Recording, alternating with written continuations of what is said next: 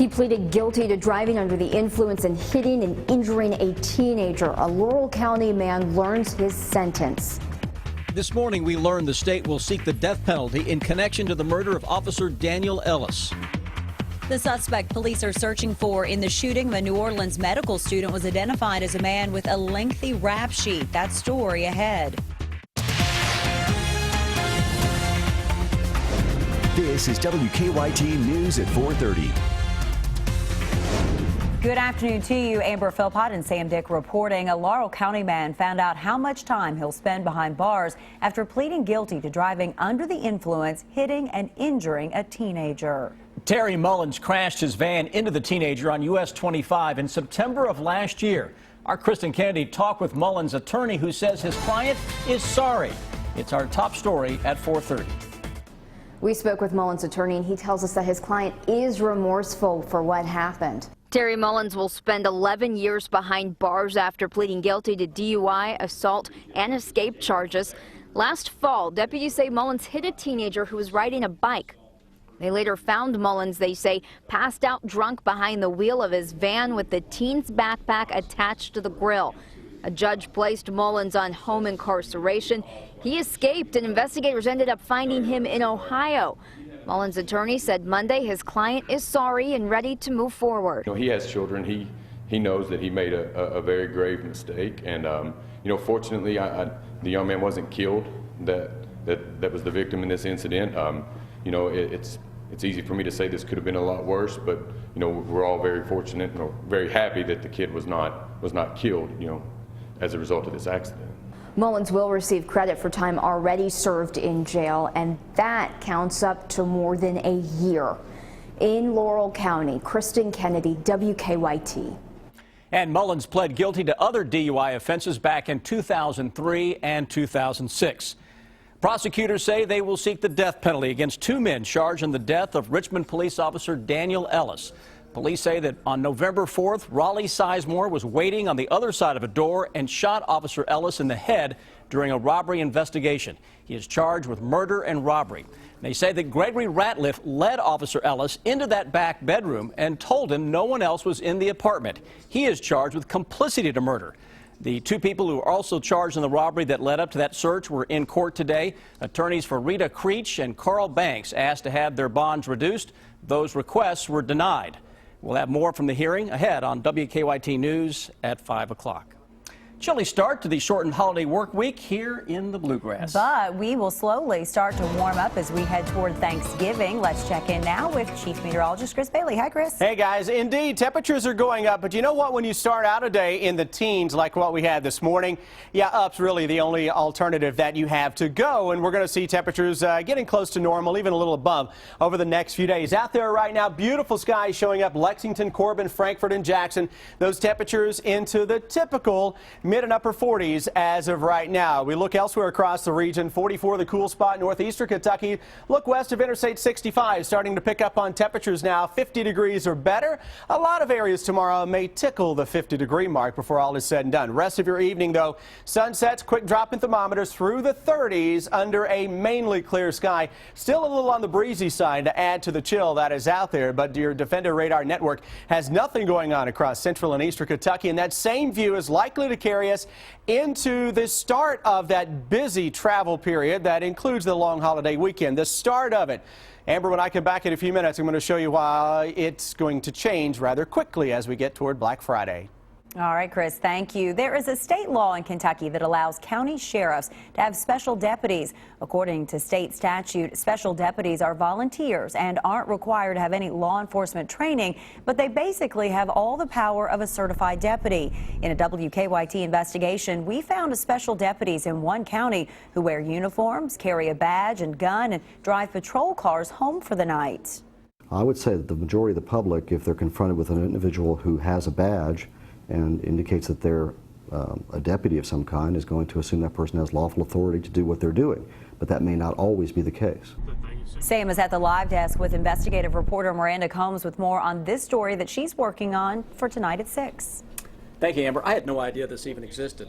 So any sheriff can have these so-called special deputies? Right, Sam, and I don't think you're alone in thinking that. Yeah. But yes, any sheriff can have special deputies. It's supposed to go along with how many citizens you have in your county as to how many special deputies you can have, according to the statute at least. So there is some vagueness with the state statute when it regards these special deputies? And that's where it gets interesting. The only thing in the state statute that it definitely says is that special deputies can't be paid, but it doesn't say anything about requiring training for them, so much so that the Department of Criminal Justice Training, in Richmond, they don't even have a list of these special deputies because they don't require any training, so they wouldn't have a list. So you really can't go anywhere in the state and get a full list of who's the special deputies in the state. We don't even know how many there are. So you ran across one county that uses special deputies much like a certified deputy would be used. Right, and in that county, the sheriff says if they didn't have special deputies, they wouldn't be able to survive because there wouldn't be enough money in the budget to pay for the amount of deputies he says he needs. But they carry guns, they have a badge, they wear uniforms just like the sheriff, so it would be hard to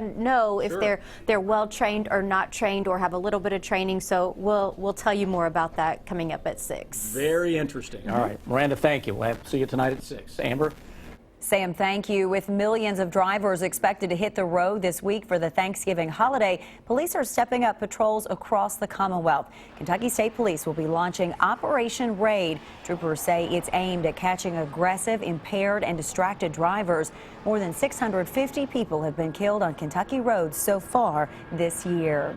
A quiet New Orleans street was the scene of a violent crime that was caught on tape by a surveillance camera mounted overhead. Now a suspect has been arrested. David Begnaud has the story. Police tracked down Uric Kane at a house in New Orleans. The 21-year-old is the suspect in Friday's shooting that was caught on surveillance tape. Kane was arrested without further incident and has given our detectives a full confession about the incident. The video shows a man believed to be Kane dragging a young woman to a parked SUV. The two drift out of frame as medical student Peter Gold stops to help. Seconds later, Kane is seen holding a gun to Gold's head. Police say Kane demanded money, then shot Gold in the stomach. The 25-year-old can be seen lying on the sidewalk as Kane attempts to shoot him in the head, but the gun jams and the suspect runs off. A neighbor who chose not to be identified witnessed the events as they unfolded. I heard a guy yelling outside, I don't have any more money.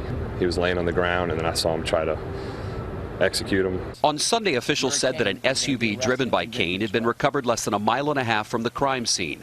Kane had been arrested on November 2nd for possession of a stolen cell phone taken in a carjacking. From the footage of this incident, it is clear that this is a dangerous individual who doesn't value the lives of others. This is the exact spot where Peter Gold was shot and then left. The fourth-year medical student from Tulane University remains in the hospital, but his family tells us in a statement his condition is improving. David Begnaud, CBS News, New Orleans. Kane faces charges of attempted first-degree murder and kidnapping. His 17-year-old girlfriend was also arrested as an accessory to the crime. The young woman seen on the videotape was treated for minor injuries. Nice to see that sunshine out there today to start off our work week. Well, for a Monday, this is pretty good. Chris Bailey, we know it's going to change eventually later in the week, but we'll enjoy this for now, right? Yeah, we've got a nice little stretch of weather that looks to carry us right on into Thanksgiving Day, so that is certainly some good news for folks who are going to be traveling over the next several days. And let's face it, it's Thanksgiving week. A lot of folks are going to be taking to the skies, to the roadways out there. We've got temperatures now dropping quickly into the low and mid 40s after being in the mid and upper 40s a little earlier this afternoon. Everybody, though, with about full sunshine throughout central and eastern Kentucky. That is certainly some welcome news. But again, that live look across the region and the skies looking absolutely gorgeous as of now. We should continue that sky as we go through the next couple of days. By the time we get into your Black Friday, though, I've got rain that is on the menu for this Thanksgiving holiday weekend. An uninvited guest at that, guys. We'll touch on that a little later on. And we are talking about another unwanted guest, this time a hotel guest, a new weapon for self-defense, and a young boy's unique rendition of Australia's national anthem. It's the video that will have you talking. Take a look at this. An unusual guest at the Ritz-Carlton in Aspen this weekend. This video shows a great horned owl loose in the halls of the hotel. There he goes. The great horned owl snuck in through an outside vent and made its way through the crawl space into the attic and then down to the floors below. A police officer was called to the hotel to capture the bird and help calm it down. The owl was then released safely back into the wild. It turns out those selfie sticks are much more useful and practical than you might think. A Russian martial arts school has figured out that the selfie sticks are just as handy for beating away attackers. So a school there is now offering a selfie stick self-defense class. The instructor says that sticks have been used in martial arts and combat techniques for centuries, and that the selfie stick is not much different. The only difference, your average citizen is more likely to be packing a selfie stick. Whatever it takes. A young boy caught more than a foul ball at a baseball game. He caught a fit of hiccups while singing Australia's national anthem. Ethan Hall stood next to home plate there as he began singing his country's anthem, Advance Australia Fair. He was suddenly struck with a bout of hiccups, but like a good sport, he continued on, singing until the end.